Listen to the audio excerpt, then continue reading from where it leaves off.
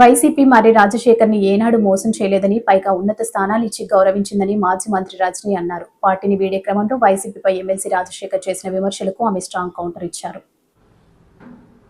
2004లో ఇక్కడ మర్రి రాజశేఖర్ గారికి కాంగ్రెస్ పార్టీలో టికెట్ రాకపోతే వారు ఇక్కడ ఇండిపెండెంట్గా నిలబడి పోటీ చేయడం జరిగింది.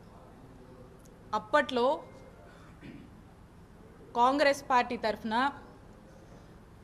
ఆ దివంగత మహానేత డాక్టర్ వైఎస్ రాజశేఖర్ రెడ్డి గారు చిలకలూరుపేటకి ఎన్నికల క్యాంపెయిన్కి వచ్చి కాంగ్రెస్ పార్టీ ఉన్నటువంటి హస్తం గుర్తుకు కాకుండా ఇక్కడ ఇండిపెండెంట్గా పోటీ చేస్తున్నటువంటి మర్రి రాజశేఖర్ గారికే ఓటేయమని ఇక్కడున్నటువంటి ప్రజల్ని ఆ దివంగత మహానేత వైఎస్ రాజశేఖర్ రెడ్డి గారు కోరడం జరిగింది. అప్పుడు ఆ ఎన్నికల్లో ఇండిపెండెంట్గా నిలబడ్డటువంటి మర్రి రాజశేఖర్ గారు 2004లో ఎమ్మెల్యేగా గెలిచారు. ఒక్కసారి ఆలోచన చేయండి.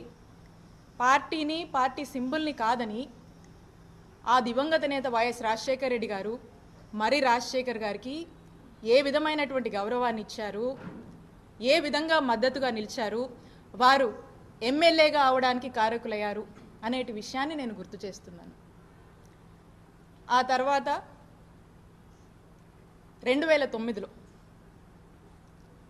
మర్రి రాజశేఖర్ గారికి ఇక్కడ చిలకలూరుపేట నియోజకవర్గంలో కాంగ్రెస్ పార్టీ తరఫున పోటీ చేసేటువంటి అవకాశం వారికి దక్కింది. 2009లో అన్ఫార్చునేట్లీ కాంగ్రెస్ పార్టీకి అధికారంలోకి వచ్చింది. ఇక్కడ మర్రి రాజశేఖర్ గారు ఓడిపోవడం జరిగింది. అయినప్పటికీ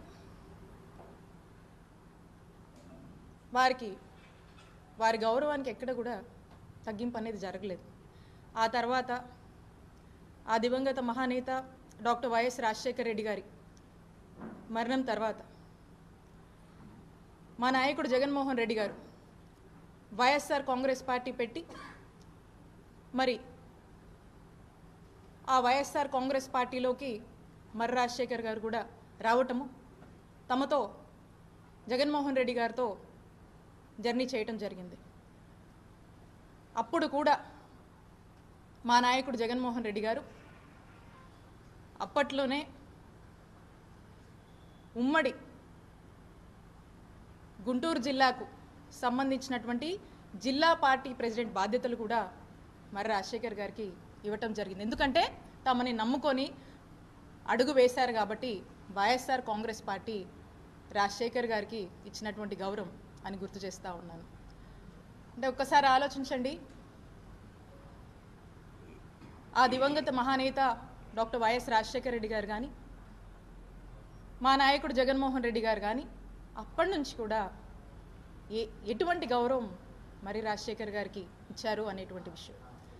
ఆ తర్వాత 2014లో వైఎస్ఆర్ కాంగ్రెస్ పార్టీ తరఫున మన చిలకలూరుపేట నియోజకవర్గం నుంచి మర్రి రాజశేఖర్ గారు పోటీ చేసేటువంటి అవకాశం మా నాయకుడు జగన్మోహన్ రెడ్డి గారు ఇచ్చారు.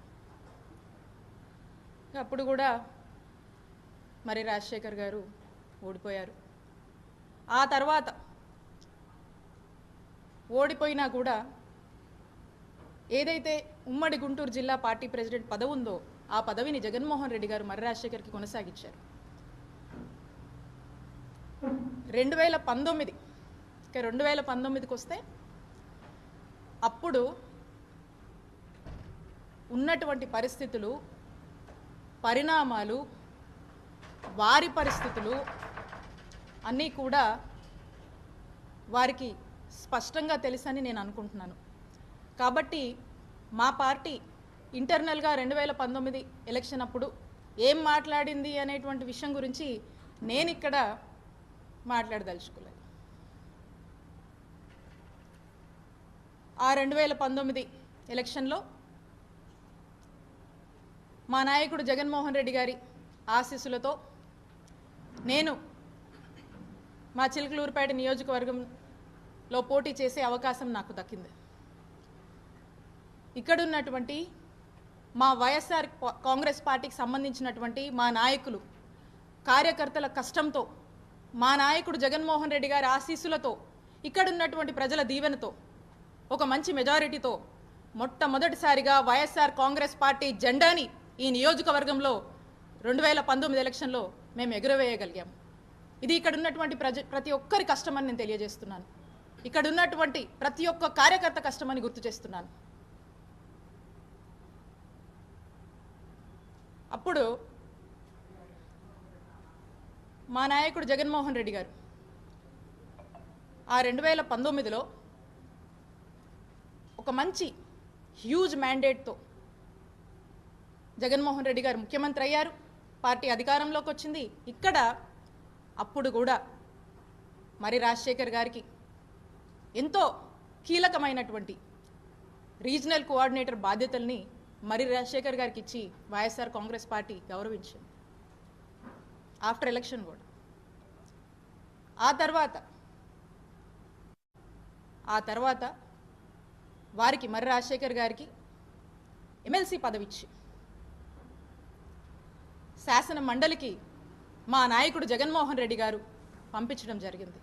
ఇది మరి రాజశేఖర్ గారికి మా నాయకుడు జగన్మోహన్ రెడ్డి గారు, మా వైఎస్ఆర్ కాంగ్రెస్ పార్టీ ఇచ్చినటువంటి గౌరవం అని గుర్తు చేస్తున్నాను.